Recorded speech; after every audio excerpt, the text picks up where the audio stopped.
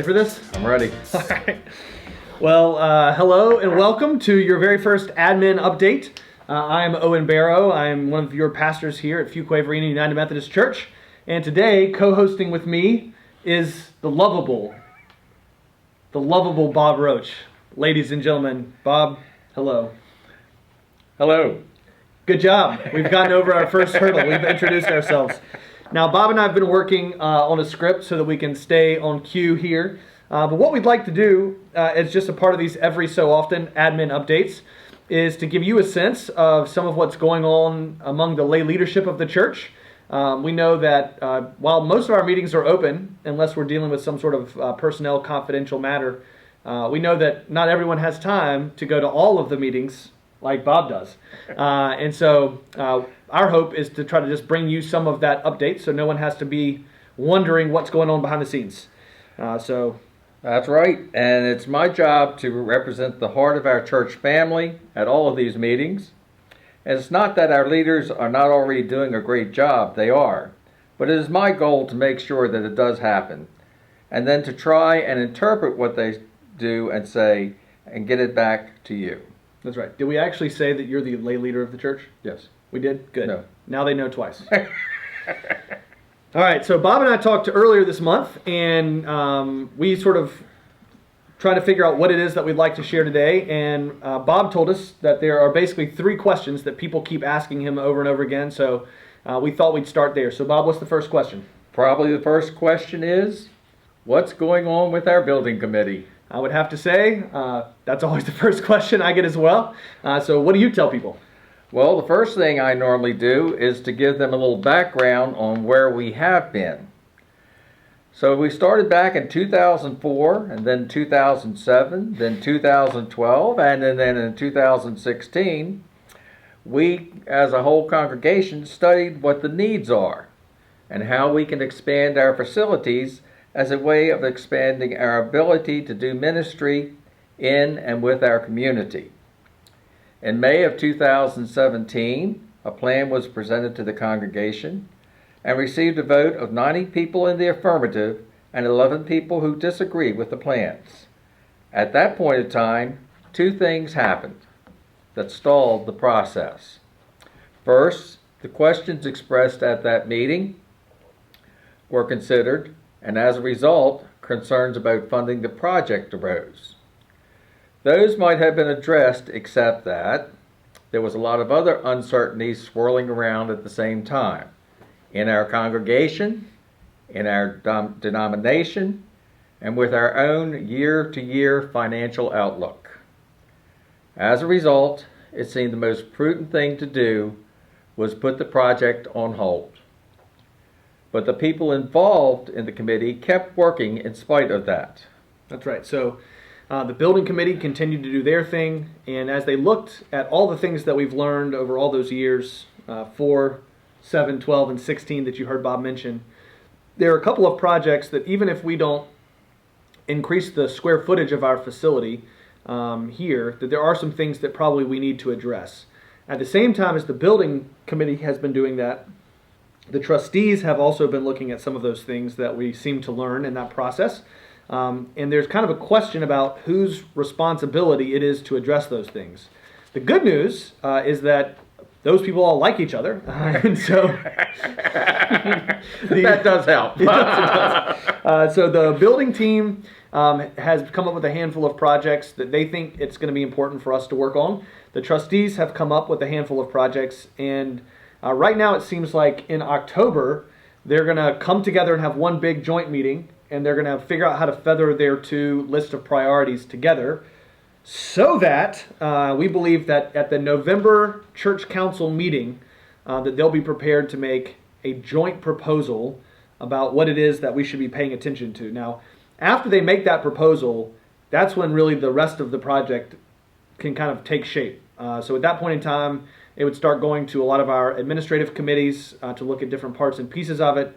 Stakeholders that are going to be affected by any of the updates or changes that we make, we're going to get their feedback and opinion, as well as hopefully doing some sort of town hall style gatherings for the whole congregation to do, so we can figure out what's next. So my big question is, when will all the projects I want be accomplished? Yeah, I've been asking that same question, Bob. It's an unanswerable question at this point. I think the best thing that we can do is to let our lay leadership have the time and the space that they need to discern and to do it well, do it right from the beginning. And once we know sort of what that proposal is, then we can start answering that question. I will say, and you can feel free to disagree with me, but I have been just sort of constantly impressed by the faithfulness of our leaders, the diligence of our leaders, and I guess what I would call like prudence or being wise stewards of our resources. I really feel like they're asking good questions. I would agree with that. Yeah, good. That's good. All right, that's your first question. What's your second question? Well, the second question I'm getting these days is, how is the church receiving Owen? And what's the answer? He's running the church into the ground. He's only been here for 2 months. Oh, you get talked about a lot. Uh-oh. Well, as I told you the other day, Yeah. we've loved our pastors before you and have a great lineage of wonderful people that have been in your office. And people seem very excited to have you here at this time. Thank you. I hear people saying things like, he's young and he's a breath of fresh air. I am young, though I'm older today than I was yesterday, so I'm getting there. But I do think I hear the fresh air, the fresh breath of air piece a lot, and as I've been reflecting on that, I think what we are all experiencing and feeling together is that's the fresh breath. I mean, the word for the Holy Spirit in the Old Testament is the Ruach, or the breath of God, and I think that's what we're feeling and experiencing. It's clear to me, and has been since even before I started working here, that this is a community that's been paying attention to the work of the Holy Spirit for a long, long time, 100 plus years. And I hope that part of what we'll be able to do as we go forward is to figure out what the Holy Spirit is doing and what all those possibilities are that are still ahead of us. What would you say are some of those possibilities? Well, I think that's probably a question that we're going to have to answer together, not just the two of us, of course.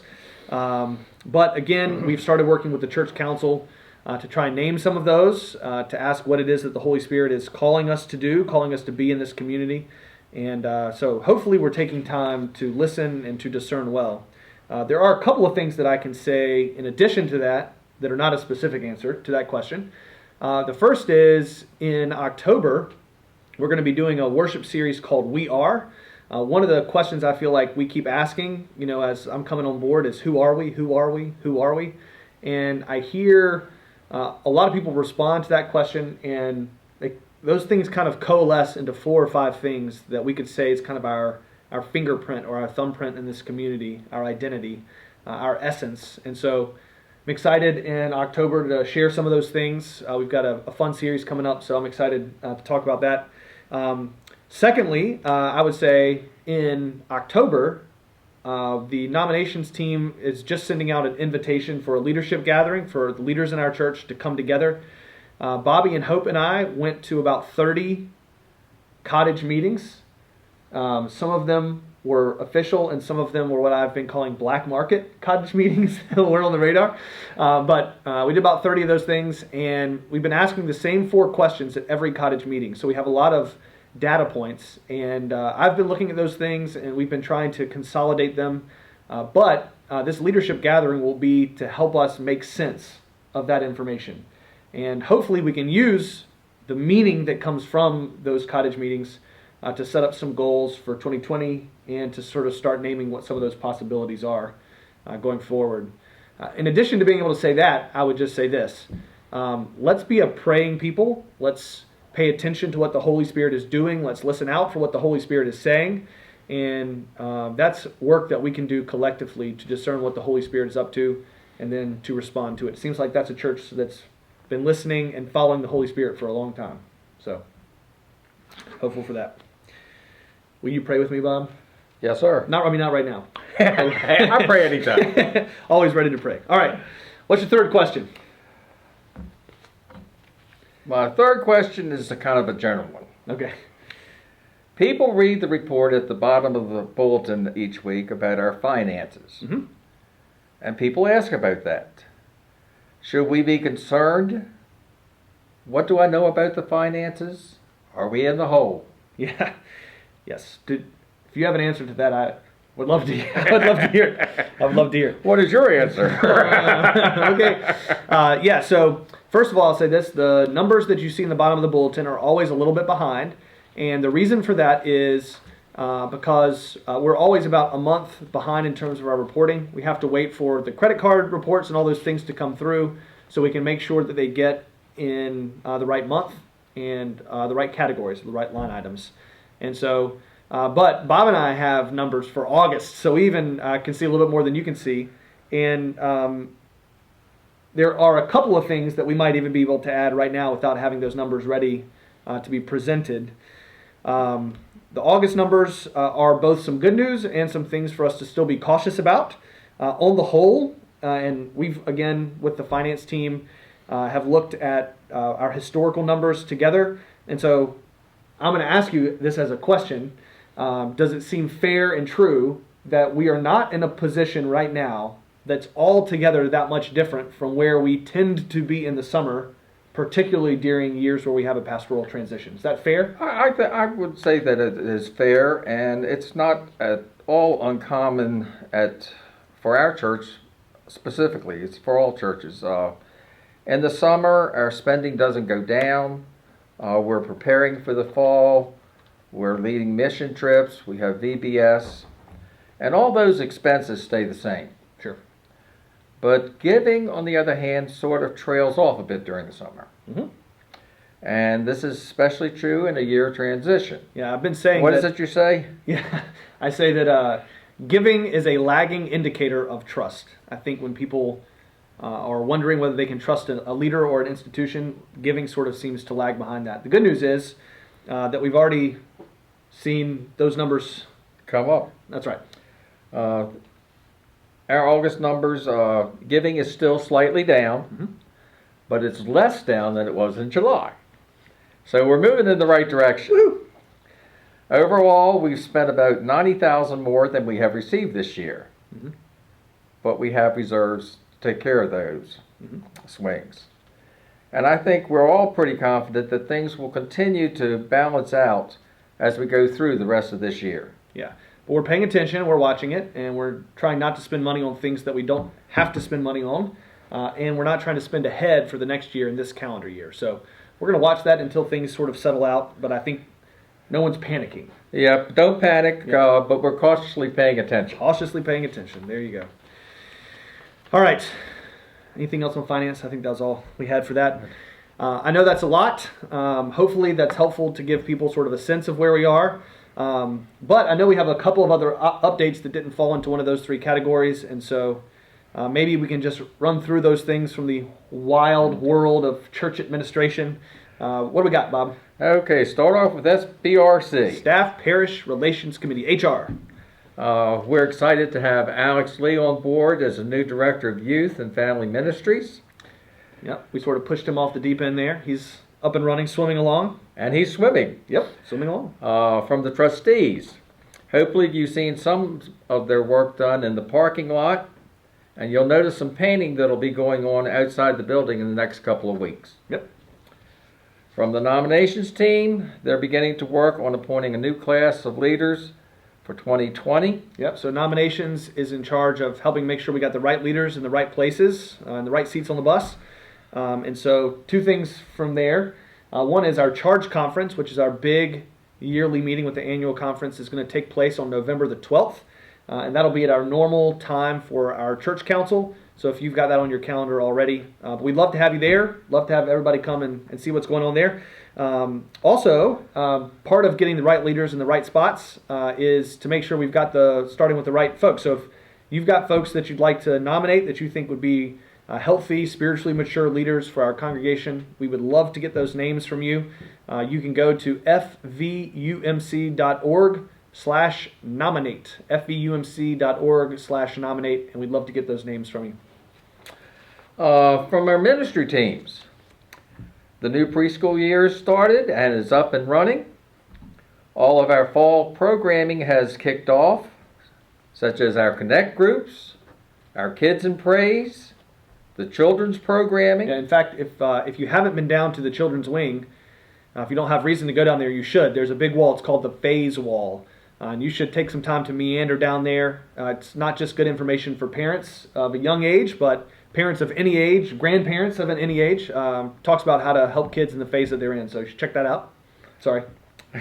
Our life groups are up and running. Our lifeline is started up for the youth. We have confirmation. Like 25, 25 kids in there or I think more. it's a little over 25. 26 or so. Last Sunday we gave away over 40 third grade Bibles. 40. That was 40 of them. Yeah, that's huge. It's a lot of kids. It's fun. All the music groups are back in action. Choir back in their robes. They're loving that. And we smell better. Smelling fresh. Missions are chugging along as always. And the pumpkins are coming. Pumpkins are coming.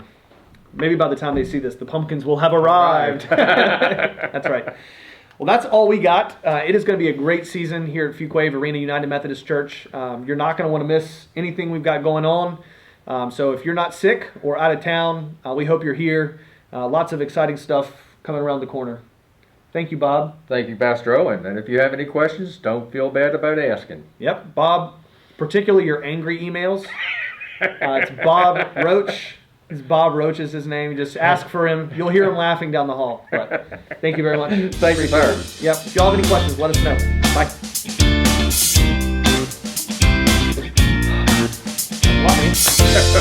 Bye.